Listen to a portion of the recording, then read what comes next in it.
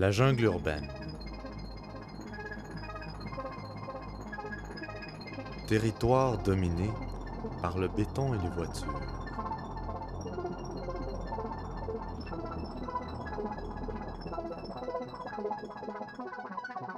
Dans ce paysage hostile où abondent les îlots de chaleur, règne la civilisation humaine post-industrielle.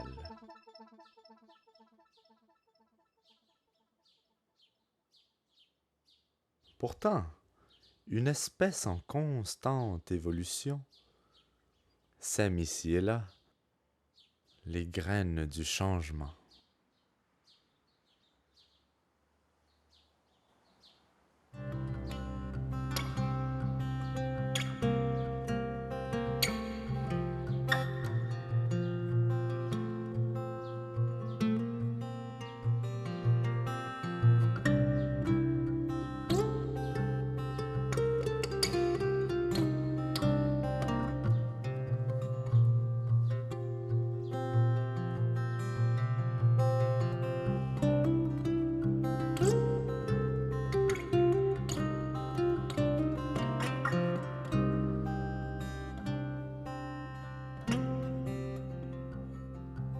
Alors, pour moi, l'environnement, c'est crucial. Je suis ce que j'appelle une environnementaliste flambante.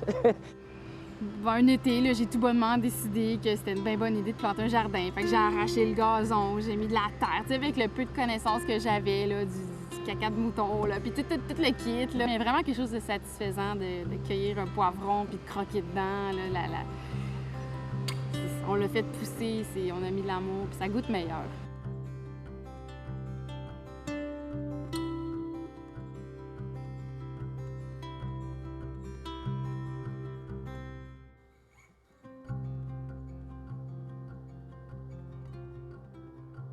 I think the first reason why you should eat locally is it tastes so much better. That might be slightly biased, but I think until you've tasted a cherry tomato or spinach or something that's actually been harvested that day and it's super fresh, you've no idea what you're missing. You don't want to go and eat at the grocery store. A big inspiration for me is just having kids learning outdoors, just having them being outside. I think one of the most important things for me in a city to work with agriculture in an urban setting is for kids to actually see where things come from, to grow food, to be a part of that, and to I guess just be more connected to nature and to feel that it's important that nature actually, that they can be stewards of nature. J'adore aller au jardin avec les enfants. Je pense pas que ma fille va penser que les muffins, ça vient des arbres, comme j'ai déjà entendu un petit garçon dire, parce qu'elle le voit bien. C'est des légumes, c'est des fruits qu'on mange qui... Ça vient de quelque part, ça fait... Tu sais, c'est pas l'épicerie qui les produit, là, c'est notre planète qui les fait. Also, it's really interesting to see kids experiment with eating different kinds of food that they normally wouldn't eat and enjoy it because they took part in growing it, which is, I see this all the time. Les gens y aident aussi. Moi, je peux aller jardiner un petit peu pendant qu'une autre jardinière s'occupe des enfants un petit peu. Fait que c'est plaisant aussi parce qu'ils disent que ça prend un village là, pour élever des enfants. Fait que c'est un bel endroit pour se recueillir puis trouver des gens avec qui discuter, avec qui partager le rôle de mère, le rôle de pourvoyeur, si on veut. Puis, fait que, ouais, je trouve ça important que les enfants aient leur place.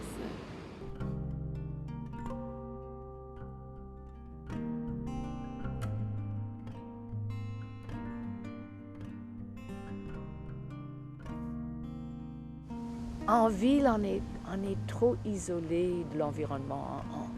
On ne saisit pas que tout dépend de l'environnement. Sans la nature, nous n'existons pas. Voilà. Longtemps, la ville a été cantonnée à l'espace occupé par le Vieux-Montréal d'aujourd'hui. Et là, les premiers faubourgs ont commencé à se développer à l'extérieur des fortifications, parce que Montréal a longtemps été une ville fortifiée. Donc, les premiers faubourgs, les premiers quartiers ont commencé à se développer en marge, mais l'agriculture était tout près, tout autour. C'est le développement de la ville. Après ça, c'est accéléré vraiment à partir de 1850, où là, l'industrie a été comme un moteur et qui a attiré énormément de gens qui sont venus vivre à Montréal. Et c'est là que ça va se développer assez rapidement. À partir du moment où l'espace est conquis par l'industrie, par le résidentiel et tout ça, bien, il n'y a plus vraiment d'espace pour cultiver son petit lopin de terre. Et donc, peu à peu, on devient dépendant de ce qu'on trouve sur le marché. It's our choice. Si on ne bouge pas, là, le choix va être fait pour nous. Et ça va être le dégringolage et la fin. Et ça, c'est pas des prévisions des fous, c'est des prévisions des milliers de scientifiques autour du monde. Mais c'est étouffé par les gens qui se croient au-dessus de la nature. Pointe-Charles, oui, c'est défavorisé. C'est sûr qu'avec la gentrification qui se fait, là, il y a des gens avec plus d'argent qui viennent, mais il y a quand même beaucoup de gens qui mangent juste pas. To a certain extent, our microclimate here is an advantage, and all that extra agriculture would bring greater vapeur d'humidité dans l'air, help get rid of les îlots de chaleur, which is very important. We really have a big fight going on here, especially in Pointe-Saint-Charles with the gentrification and so many new buildings coming up and still so many idiotic parking spaces when we can't already handle what we have. So, yeah, if we look at climate change, we need to be self-sufficient. We have the space, we need the willpower, we need the organization, and we need to get moving on it. On n'a qu'à penser à l'automobile, l'importance qu'elle a prise, que cet objet-là, cet objet culte a pris après la Deuxième Guerre mondiale. Ça a eu des impacts majeurs sur le développement de la ville. On a fait des banlieues dortoirs immenses où il n'y a même pas de trottoir pour marcher parce que tout le monde est censé avoir une auto. T'sais, qu'on ait fait cette erreur-là il y a 60 ans, ça peut passer. Qu'on le fasse encore aujourd'hui, c'est un petit peu particulier, là, parce qu'il y a encore des banlieues qui se développent selon ce modèle-là, ce qui est une aberration.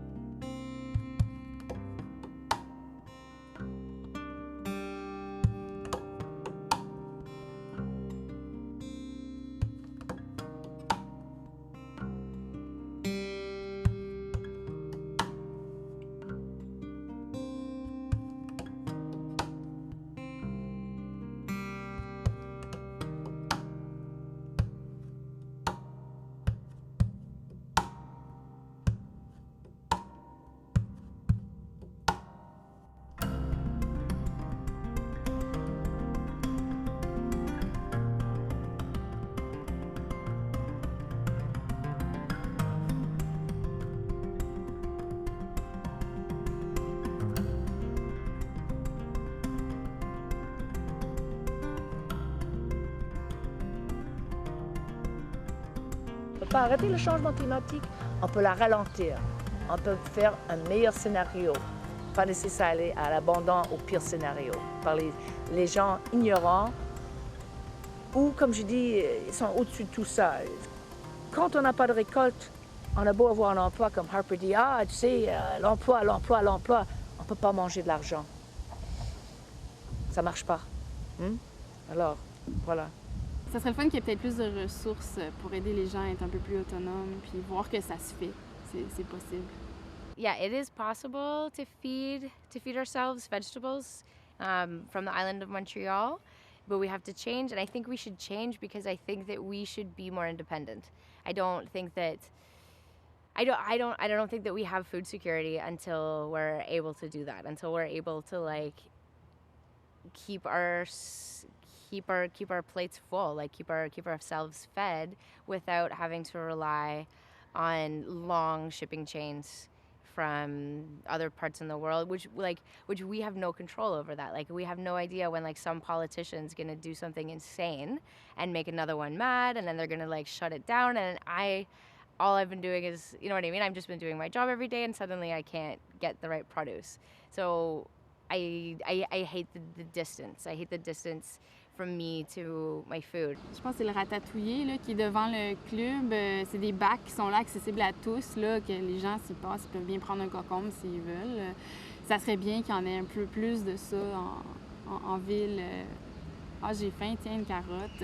We have a very short growing season and we don't have a lot of space. So if you were, say, to like eat more perennial vegetables or eat more vegetables that have like a shorter growing span. So more more lettuces, more herbs, maybe grow your tomatoes and that kind of stuff in greenhouses on rooftops, and then turn your fields into places where you're going to grow long storage vegetables. So yeah, I think it's possible if people are willing to like adapt their diet. I think it could be done.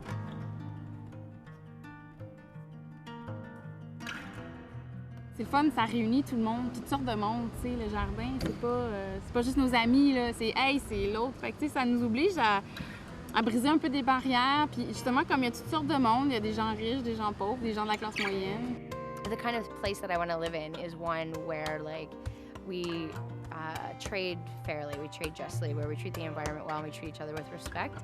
If somebody is doing something in my community that is along those lines, I want to support them. And their food's going to taste better.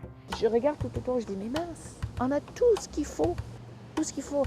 Arrête cet amour avec les pelouses. On paye pour couper ça.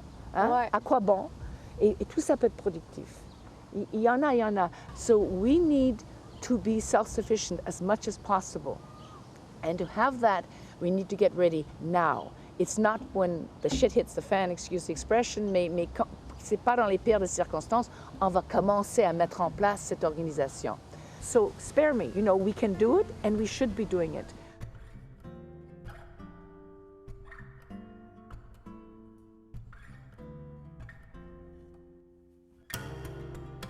I feel like we need to have that stability in order to be secure in our diets. And I think in being secure in our diets makes us secure in our health and makes us like much more able to take on all kinds of different actions that maybe we want to do in our lives. So having that as like a basis, you're less dependent on sort of like the global economic system, you're less dependent on politicians, you're more able to take a stand against other things then if you're not worried about possibly damaging those relationships as well. Yeah, I really see it as like a really fundamental thing in order to have like an active and capable population to be able to be like self-determining. You got to be able to feed yourself.